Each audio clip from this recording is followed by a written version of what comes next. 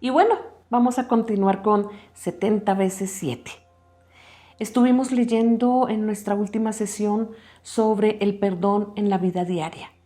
Nos decía el autor que, por supuesto, estamos enfrentados todos los días a perdonar pequeñas cosas de pequeñas situaciones que vivimos con nuestra familia, que vivimos con nuestros compañeros y que tenemos que someternos a ese perdón para poder seguir tranquilos, en paz y en alegría.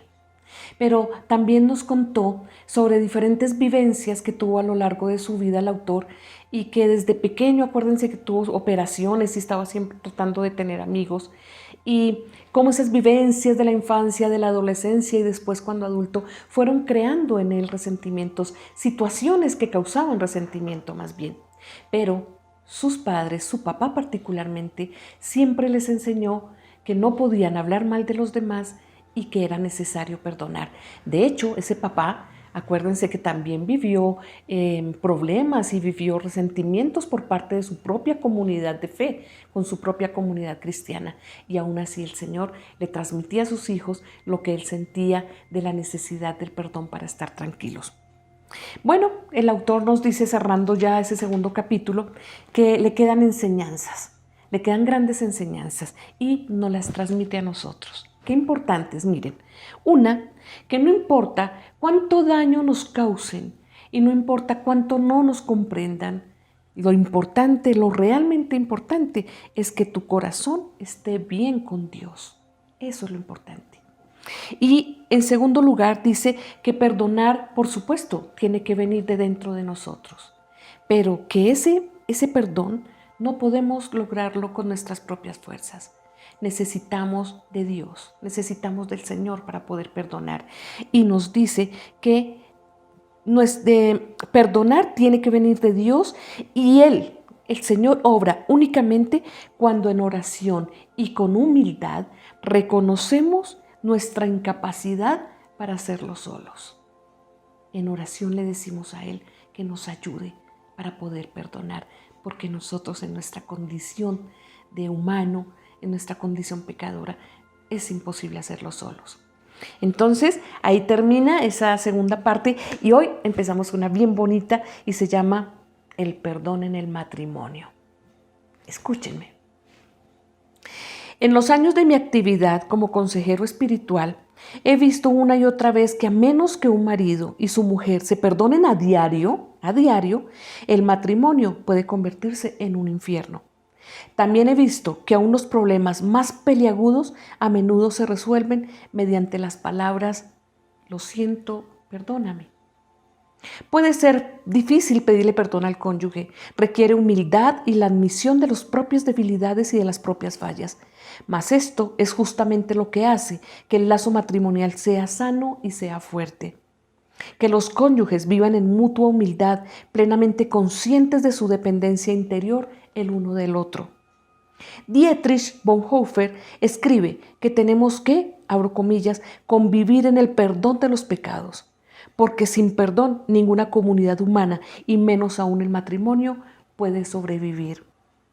No insistan en sus derechos, no se culpen el uno al otro, no se juzguen ni se condenen, no se busquen fallas, sino acéptense el uno al otro tal y como son y perdónense diariamente el uno al otro de todo corazón. Cierro comillas. En 30 años de matrimonio, Verena y yo hemos tenido amplia oportunidad para demostrar si sabemos perdonar o no. La primera prueba vino a los pocos días de nuestra boda. Mi hermana, que es artista, nos había hecho una vajilla hermosa. Habíamos invitado a mis padres y a mis hermanos para la cena en nuestro nuevo apartamento y Verena se había pasado toda la tarde cocinando. Arreglé la mesa con la vajilla de mi hermana y cuando llegó mi familia nos sentamos a comer. De repente se desplomaron ambos extremos de la mesa, pues yo no había asegurado bien las bisagras de las extensiones.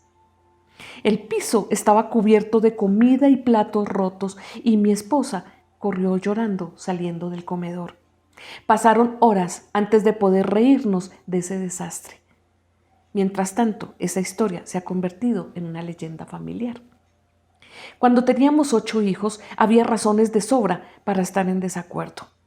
Todas las tardes Verena bañaba a los niños, les ponía pijamas limpias y los chicos me esperaban sentados en el sofá con sus libros favoritos. Pero cuando yo llegaba del trabajo, ellos querían jugar en un lugar de leer. Y entonces a veces terminábamos retosando en el jardín. Verena todavía se acuerda de las horas que tuvo que pasar quitando las manchas de barro y de hierba cuando ya se iban a acostar.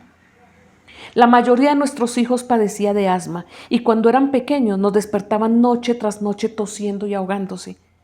Eso también produjo discordia entre nosotros, especialmente cuando Verena me recordó que yo también podría levantarme de la cama para ayudarle a atenderlos. Además, hubo discusiones con respecto a mi trabajo. Como era vendedor de nuestra casa editora, yo me pasaba muchos días en la carretera y porque mi territorio cubría el oeste del estado de Nueva York, con frecuencia me encontraba a 6 u 8 horas de distancia de casa. Con el tiempo, mis viajes se intensificaron.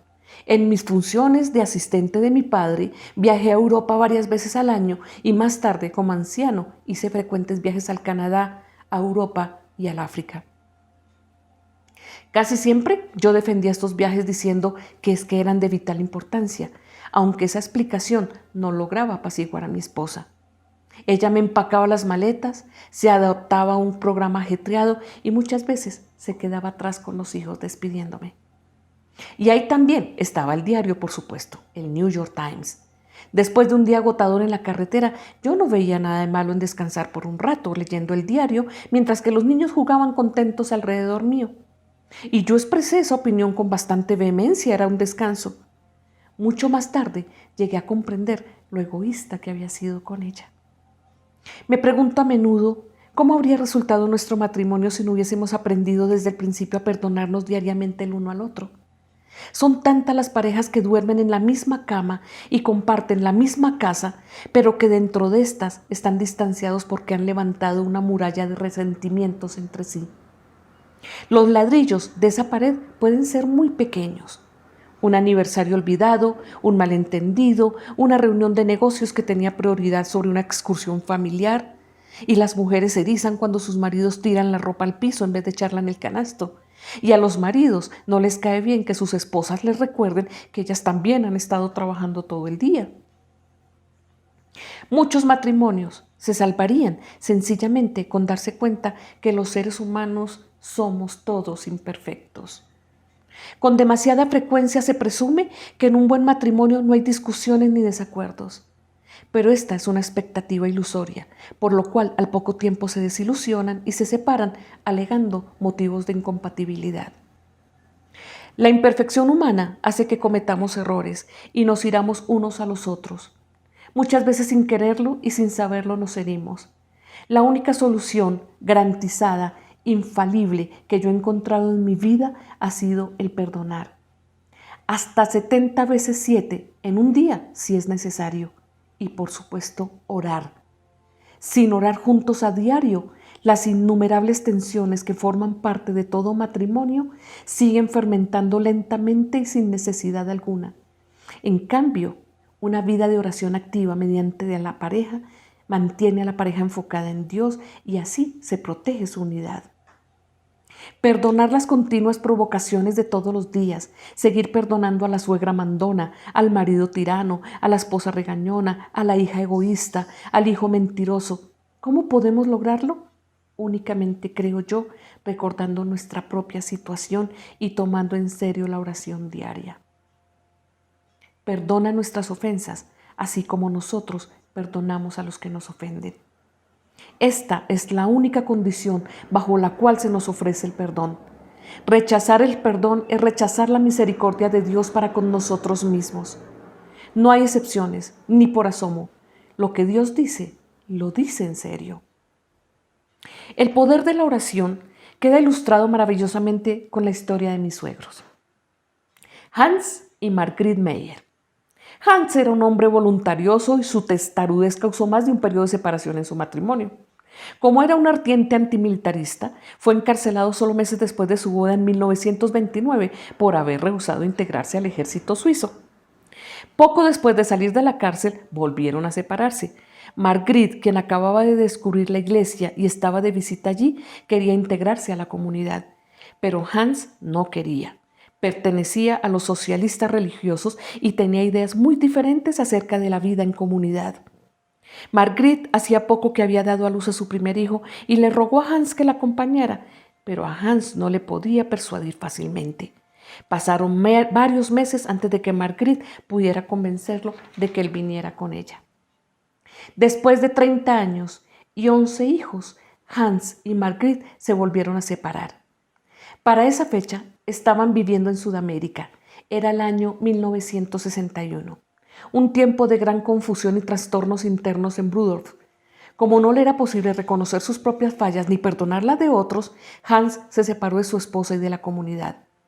En el periodo subsiguiente, la gran mayoría de los miembros emigraron a los Estados Unidos. Marguerite y los hijos entre ellos, pero Hans se empecinó y se radicó en Buenos Aires, donde permaneció durante los próximos 11 años.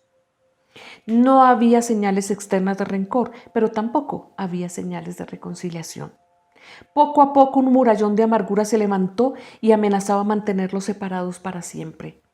En 1966, cuando su hija Verena y yo nos casamos, Hans ni siquiera vino a la boda y nuestros hijos se criaron sin conocer a su abuelo materno.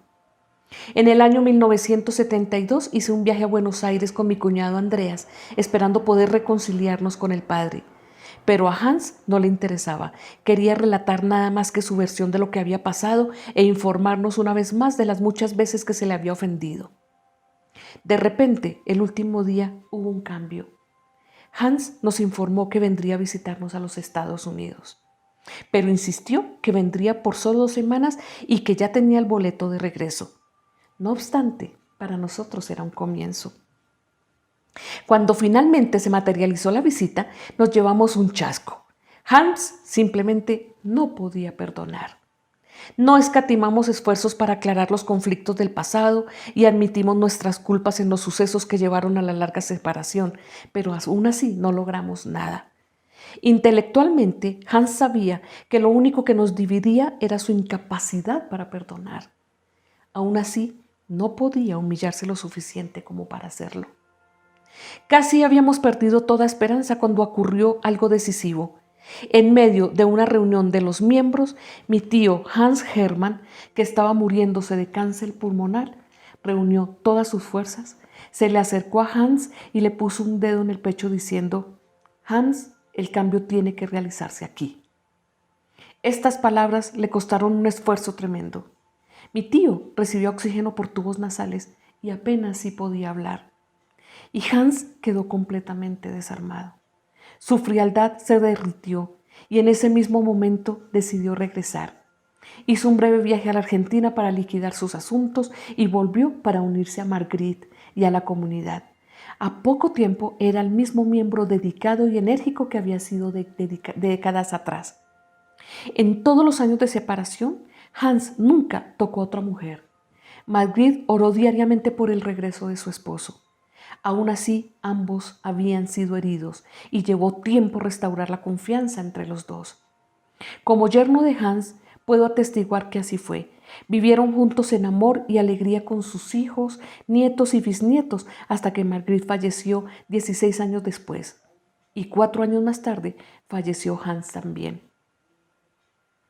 Aun cuando se haya perdonado a alguien que realmente nos ha herido, ¿acaso no es humano que uno siga indignado por lo que le han hecho? Es una pregunta difícil, pero quizás el problema consiste no tanto en el perdón mismo, sino más bien en nuestros esfuerzos por mantener un sentido de justicia humana. Hans y Marguerite descubrieron que el perdón es mucho más que la justicia. El perdón es una gracia. Y para aquellos que no pueden aceptarlo, podría parecer irracional y hasta estúpido. La historia de mis suegros demuestra que aún las separaciones largas se pueden sanar, pero ¿puede restaurarse por completo un matrimonio que ha sido dañado por el adulterio o por el abuso? Fue por nuestra dureza de corazón que Moisés permitió el divorcio. Dice Jesús, pero sus discípulos ya no podían usar esto como una excusa válida. El amor de Jesucristo reconcilia y perdona, mientras que los que se divorcian y vuelven a casarse cierran la puerta a la posibilidad de una futura reconciliación. Aunque las circunstancias dicten una separación transitoria, El amor leal es el único camino hacia la restauración de la unidad matrimonial. El enorme abuso de confianza, que es la infidelidad, puede llevar años para sanarse. Al principio puede ser necesario que la pareja viva separada para que cada uno pueda recibir ayuda bajo la orientación de una persona en la cual ambos confían. Ambos deben empeñarse en recuperar la confianza mutua para que el matrimonio se pueda restaurar en oración y en el nombre de Dios.